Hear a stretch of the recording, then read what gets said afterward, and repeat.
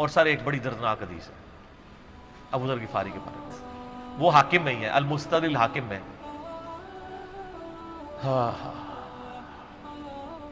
غزوہ تبوک آپ کو پتا ہے ایک ایسا غزوہ تھا جس میں جو شرکت نہیں کرے گا وہ منافق ڈکلیئر ہوگا، قرآن میں فتویٰ آ گیا تھا۔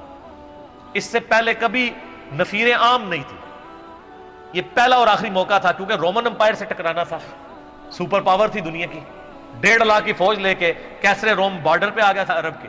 تو نبی علیہ السلام نے اناؤنسمنٹ کی کہ بھئی اب سب نے جانا ہے، جو نہیں جائے گا منافق شمار ہوگا، الا یہ کہ کسی کے پاس ریسورسز نہ ہو، یا کوئی مریض ہو یا کوئی عورت ہو یا کوئی معذور ہو۔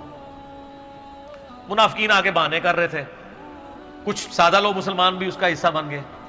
بخاری مسلم میں 3 اصحاب کی توبہ کا واقعہ بھی موجود ہے، وہی میری ویڈیو ریکارڈڈ ہے۔ تو کعب بن مالک کی رضی اللہ تعالیٰ عنہ علیہ السلام، تو کچھ لوگ جو ہے وہ یعنی اپنے ان معاملات کی وجہ سے کچھ پیچھے بھی رہ گئے۔ تو المستدرک الحاکم میں آتا ہے کہ صحابہ کرام کہتے ہیں کہ ہم نبی علیہ السلام کے ساتھ سفر پہ نکلے نا جب، تو نبی علیہ السلام کو آگے کوئی بتاتا تھا، کہتا تھا یا رسول اللہ وہ جو فلاں بندہ تھا نا وہ بھی کوئی نہیں آیا، پیچھے رہ گئے۔ تو آپ علیہ السلام پرواہ نہیں کرتے تھے۔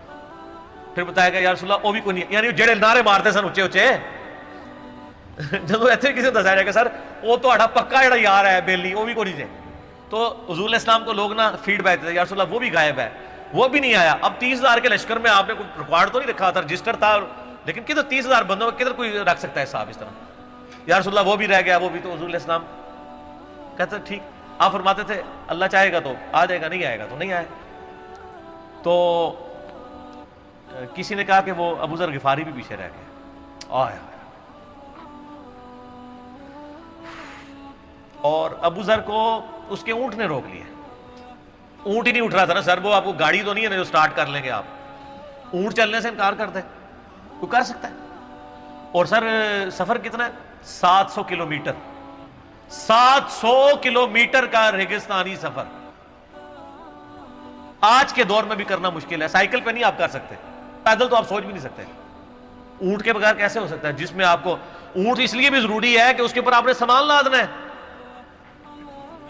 پانی نہیں راستے میں پینا، ریگستان میں تو کئی کلومیٹر تک کچھ بھی نہیں ہوتا، بھوکے پیاسے مریں گے، پھر آپ قافلے سے بھی جدا ہیں۔ تو ابو ذر غفاری کوشش کرتے رہے کس طریقے اونٹ، اسی دوران قافلہ نکل گیا آگے، تو وہ اونٹ اٹھا ہی نہیں ہے، تو حضرت ابو ذر غفاری نے اپنا سامان اپنی پیٹھ پہ لاد لیا، پیدل چل پڑے ریگستانی سفر میں۔ حاکم کی روایت ہے کہ ہم نے دیکھا دور سے ایک اکیلا شخص آ گیا جس کی پیٹھ کے اوپر بورا لدا ہوا ہے۔ تو نبی علیہ السلام کی آپ محبت دیکھیں، آپ نے فرمایا کہ تو ابو ذر ہو جا، یعنی جو آنے والا شخص ہے تو ابو ذر ہو، یعنی حضور نے خواہش کا اظہار کیا۔ آپ کو نظر تو نہیں آ رہا تھا یہ کون آ رہا ہے، آپ کی محبت، آپ کو پتا تھا ابو ذر غفاری نہیں رہ سکتا پیچھے۔ تو صحابہ کہتے ہیں آپ نے فرمایا تو ابو ذر ہو جا، تو صحابہ کہتے ہیں تھوڑی دیر بعد جب وہ قریب آئے تو ہم نے پہچان لیا ابو ذر غفاری ہیں۔ تو جب ہم نے پہچان لیا نا تو حضور علیہ السلام نے ان کے پہنچنے سے پہلے آپ نے فرمایا ابو ذر کو دیکھو اکیلا آ رہا ہے، اکیلے ہی دنیا سے جائے گا اور قیامت دن بھی اکیلا اٹھایا جائے گا۔ دنیا سے کیا کہہ رہے گے؟ صحیح بخاری میں آتا ہے کہ حضرت عثمان غنی رضی اللہ عنہ کے دور میں چکے،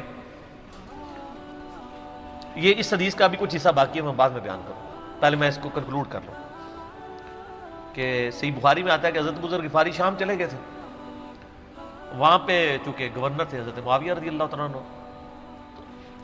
وہ قرآن کی جو سورہ توبہ کی آیات ہے نا کہ جو لوگ سونا اور چاندی جوڑ کے رکھتے ہیں یہ گرم کر کے ان کی پیٹھوں پہ، ان کے ماتھے کے اوپر لگایا جائے گا قیامت والے دن، تو وہ یہ آیت پڑھا کرتے تھے اور حضرت معاویہ سے ان کا جھگڑا رہتا تھا کہ تم لوگ جو یہ مال جوڑ رہے ہو نا اور یہ اتنے خزانے تم لوگوں نے بنا لیے ہیں، یہ نبی علیہ السلام کی تعلیمات کے خلاف ہے۔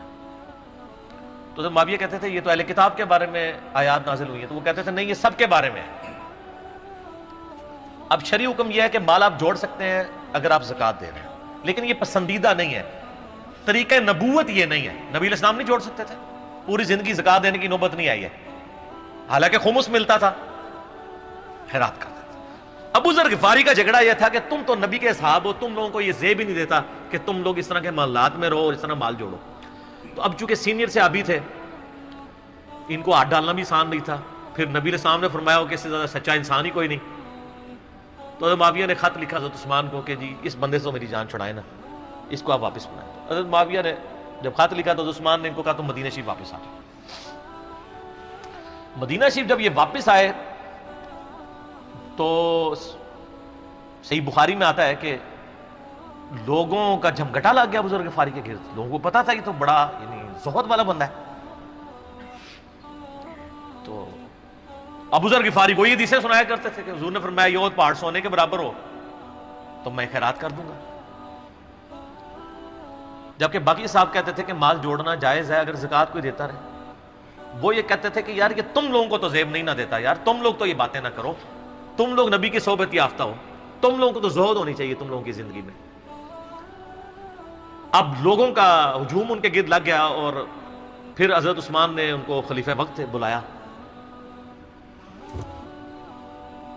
اور کہا کہ یار تو خود ہی مدینہ شریف چھوڑ کے یہاں سے چلا جا, تیری وجہ سے فتنہ کھڑا ہوا. تو حضرت عثمان نے کہا میں نے تو نبی علیہ السلام سے سنا تھا کہ گمراہوں کی اطاعت کرنا, صبر کر لینا. تو ایک زبدہ نامی کا ایک گاؤں تھا مدینہ شریف کے پاس, شہر سے ہٹ کے, تو وہ پھر وہاں پہ ہجرت کر گئے. اب دیکھیں ریونج کیسا تھا, لوگ کتنے ڈرے ہوئے تھے کہ ابو ذر اپنی بوڑھا شخص 80-90 سال کا بابا اپنی ایک بڑھیا بیوی کو لے کے اس عمر میں شہر بدر ہو رہا ہے اکیلا. آج نہیں آپ سوچ سکتے کسی جگہ آپ اکیلے جا کے پڑاؤ کریں کسی بیابان کے اندر, ریگستان کے اندر. اس زمانے میں آپ سوچ رہے, آج کل بھی آپ مدینہ شریف کے گر چلے ہیں تو آپ وہاں ایک رات نہیں گزار سکتے. تو کوئی شخص حضرت ابو ذر غفاری کو سی آف کرنا نہیں ہے سوائے حضرت علی کے, اور وہ بھی مدینے کی باؤنڈری تک آئے. ان کو پتا تھا ان کے سٹانس کے بارے میں, اور حضرت علی نے ان کو جب سی آف کیا تو کہا کہ میں چونکہ حکمران وقت کی اطاعت کا پابند ہوں, میں مدینے کی باؤنڈری سے باہر نہیں جاؤں گا. اگر مجھے کوئی اس طرح کا یعنی حکم کی اجازت مل جاتی تو میں تیرے ساتھ جاتا. ایران والوں نے حضرت علی علیہ السلام کے زندگی کے آخری 10 سال کے اوپر ایک فلم بنائی ہے, امام علی علیہ السلام. اس میں ابو ذر غفاری کے سارے واقعات انہوں نے فلمائے ہیں سر, دیکھنے والے. جب مولا علی چھوڑنے آتے ہیں, پھر جو ان کی ڈیبیٹس ہوتی ہیں مدینہ شریف میں لوگوں کے ساتھ, وہ ساری انہوں نے ویڈیو میں فلما دی. پھر یہ چلے گئے وہاں پہ رہنا شروع ہو گئے. اب اس حدیث کی طرف واپس آ جائیں جو فرمایا آپ علیہ السلام نے اکیلے ہی مرے گا. تو ابو ذر غفاری, اس حاکم کی روایت میں آتا ہے ابو ذر غفاری کی موت کا وقت قریب آ گیا, صرف بیوی ہے پاس. بیوی نے رونا شروع کر دیا کہ حضرت آپ فوت ہو گئے, آپ کو کفن کون دے گا, آپ کو غسل کون دے گا, آپ کو دفنائے گا کون, میں عورت ذات کیا کر سکتی ہوں. حضرت ابو ذر نے کہا کہ نبی علیہ السلام سے میں نے سنا تھا کہ تو اکیلا مرے گا, پھر مسلمانوں کا ایک قافلہ وہاں سے گزرے گا جو تجھے کفن دے کے دفنائے گا اور جنازہ بھی پڑھے گا.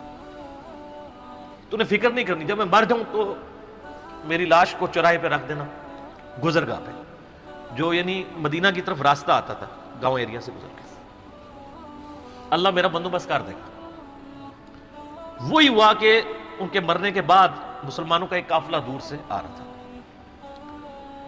تو اسی مستدل الحاکم کی حدیث میں آتا ہے کہ سر قافلہ بھی سنے پھر کون ہے, عبداللہ ابن مسعود.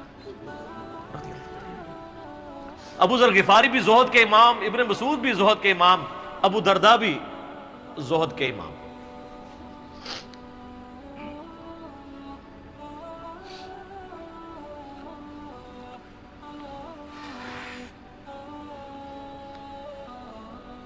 ابن مسعود رضی اللہ تعالیٰ عنہ جب وہاں پہ رکے, ان کو تو نہیں پتا تھا یہ کون ہے. تو انہوں نے کہا بی بی کیا وہ, ان کا میرا خامند مر گیا ہے. ان کا یہ کون ہے؟ تو انہوں نے کہا ابو ذر غفاری. عبداللہ ابن مسعود کی چیخ نکل گئی, چیخ ماری انہوں نے.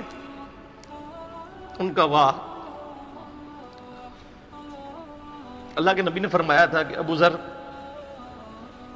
اکیلا آ رہا ہے تبوک کے موقع پہ، دنیا سے بھی اکیلا جائے گا اور قیامت والے دن بھی اکیلا اٹھایا جائے گا. یعنی اب اسی سرزمین سے ہی اس نے اٹھنا ہے نا، ہر بندے نے اپنی قبر سے اٹھنا ہے. یعنی وہ مسلمانوں کے قبرستان میں بھی دفن نہیں. ایک یہ جو مزار کی رٹ لگائے پھرتے ہیں، میں ان سے پوچھتا ہوں تمہارے بابوں کی کیا اوقات ہے؟ ابو ذر غفاری کا مزار دکھاؤ کدھر ہے. جو اس روئے ارض پہ نیلی چھتری کے نیچے سچا ترین انسان جس کو اللہ کے نبی کہہ رہے ہیں، اس کا کوئی مزار نہیں ہے. غریب المطمی میں مرا ہے، اس کی قبر بھی ایسی جگہ ہے جہاں مسلمانوں کے پاس قبریں بھی کوئی نہیں ہے. ایک ریگستان میں اکیلی قبر ہے، اس قبر کا بھی کسی کو نہیں پتا، اس پہ کوئی مزار بھی نہیں ہے. اور قیامت دن بھی اکیلا اٹھایا جائے گا، یعنی قیامت تک وہاں پہ کوئی قبرستان بھی نہیں بنے گا. ظاہر نبی علیہ السلام کی یہ بھی خبر ہے، تو کیا وہ ناکام ہو گیا اگر مزارات ہی دلیل ہے کامیابی کی؟ تو عبداللہ ابن مسعود رضی اللہ عنہ نے ان کو غسل دیا، کفن دیا اور دفنا دیا. یہ پوری ڈیٹیلز آپ کو المستدل الحاکم میں مل جائیں گے. تو ابو ذر غفاری ان چند شخصیات میں سے ہیں جن میں پوری امت کا اتفاق ہے ان کی نیکوکاری کے اوپر. شیعہ بھی ان کو بہت رسپیکٹ دیتے ہیں، اہل سنت بھی دیتے ہیں، صوفیاء کے ہاں بھی ان کو امام مانا جاتا ہے زہد کی وجہ سے. آپ تصوف کی جتنی کتابیں پڑھیں، چاہے امام غزالی کی ہوں، رسالہ کو شیریہ پڑھیں اور لوگوں کو بھی پڑھنا شروع کریں، تو ابو ذر غفاری آپ کو زہد کے امام کے طور پہ ملیں گے کہ ان کی زندگی میں یعنی یہ زہد تھا کہ انہوں نے کس طرح کی زندگی گزاری ہے. سر لوگ مجمع میں مرتے ہیں، ان کو یاد کوئی نہیں کرتا. اور ابو ذر غفاری کو آج بھی دنیا یاد کر رہی ہے، ہم بھی یاد کر رہے ہیں رضی اللہ تعالیٰ عنہ علیہ السلام. اللہ تعالیٰ قیامت والے دن ہمیں ایسے نیکوکار لوگوں کا ساتھ نصیب فرمائے. آمین ثم آمین.